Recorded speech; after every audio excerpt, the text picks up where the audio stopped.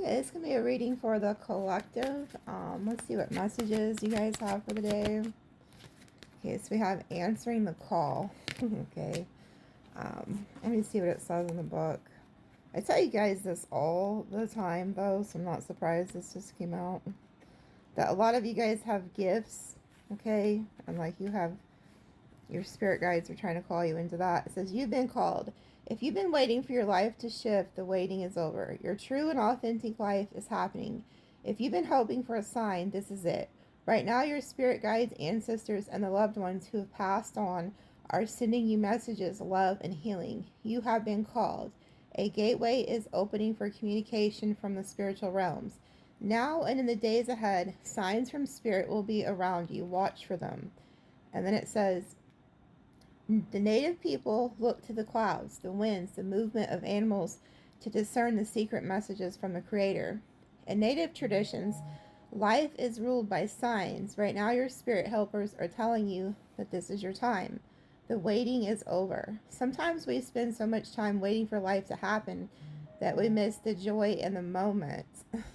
Cherish the here and now and know that no matter what concerns you have, in the deepest sense, you are ready. Believe, follow the signs, and miracles will abound. Your time is now. It says, look for signs. They are all around you. The feather at your feet, the penny that mysteriously appears, or the rainbow splashed across the sky may be a sign that your ancestor is trying to get your attention. Watch your dreams. Messages from spirit are often conveyed in nocturnal hours. Okay, so some of you guys could have had a dream, but I really feel like, because I can't remember what reading it was I picked up the other day, there was a feather that was showing up. But anyway, numbers, okay? If you're seeing like numbers a lot, those are your ancestors, your guides, sending you messages. Let's see.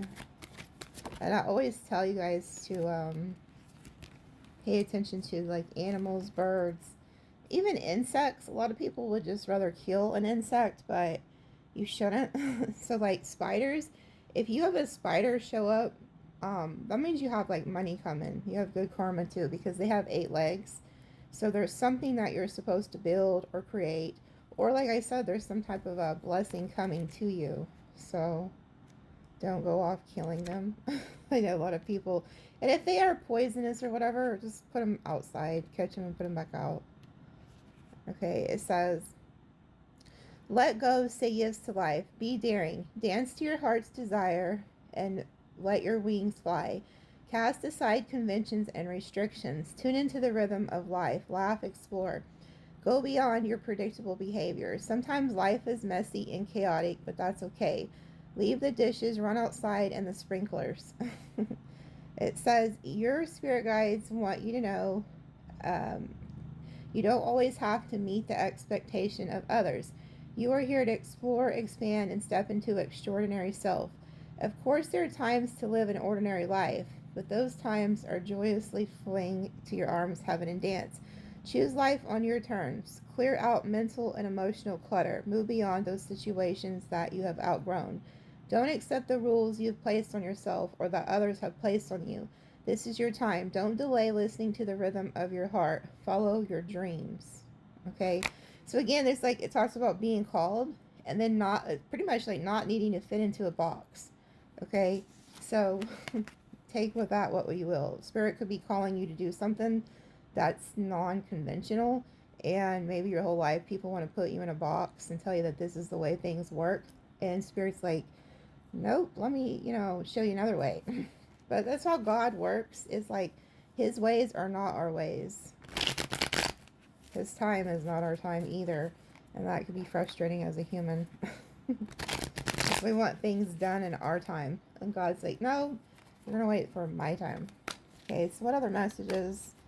But huge energy of you guys getting signs, synchronicities. Okay, death. Ooh, okay. So this is a sign. There's ancestors here. Okay, huge emphasis on a death and a rebirth. You could think something is over. It is not. We have number 13, the number of the matrix. So that's also a number of abundance. So you can't spell money without the 13th letter. Okay. Ooh, this just flew over. 3 of grains. Yeah, this has something to do with work. Okay, so there's work, death, and a rebirth. You're working on something. But this is also collaborating with the ancestors, those who have crossed. And then we have Ace of Candles, Ace of Wands.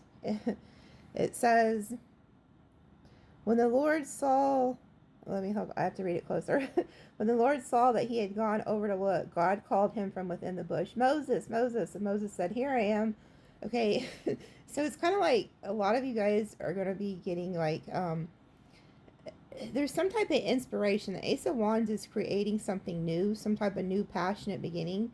So you guys are being called to something, okay? And it says when the Lord called to Moses, okay? So it's like God is calling you to something far greater than what you may comprehend at the moment. And then it says, Two of Feathers. God test Abraham's faith. Okay. Ooh. So, look, and then there's the feather. Okay, so there's something about feathers. But there's also, it's like God is could be testing you to see if you'll listen to what he's telling you. Like he's been telling you you're called to do something, or whatever it is. Or maybe like there's just a lot of change coming and you may not understand it. Maybe it's new to you. Because like there's something about, you know, you could have been raised in a very conventional way. So when you start seeing numbers or signs and synchronicities and realizing that you could see dreams and visions and like, you know, a lot of you have gifts that you haven't tapped into, it can be confusing, okay? But God is like calling you to something here. And he could be testing you to see if you'll like listen to what he's telling you here. And then it's the Emperor. Ooh wee. Dang. So he's calling you into a position of power. Like it's like God is saying, will you step up and be this emperor or this empress that I need you to be? Will you stand on this power of power position that God is calling you to take action? I don't know if you can see it, but right here is an ant. There is an ant that is crawling across here. Ants are very hard workers, and they work for like the queen or whatever, don't they? What do ants work for? I know the bees do. I'm gonna have to go Google that. All I know is they work their ass off. Okay. Damn, that's quite interesting. I wish I had more time. I would tell you about this dream that the ancestors gave me the other night. It was about an underground tunnel, and there was all these like lanterns that were lit up, and there was an older lady with me. She was African American, and she said, every time you mention our names, we light up. And so she was showing me there's something about oh, okay. So the ants, they go down into the tunnel. So the ancestors reminded me of this dream. So maybe you have somebody who's crossed that's an older African American woman, okay? They're showing you every time you honor them that, you know, it lights up.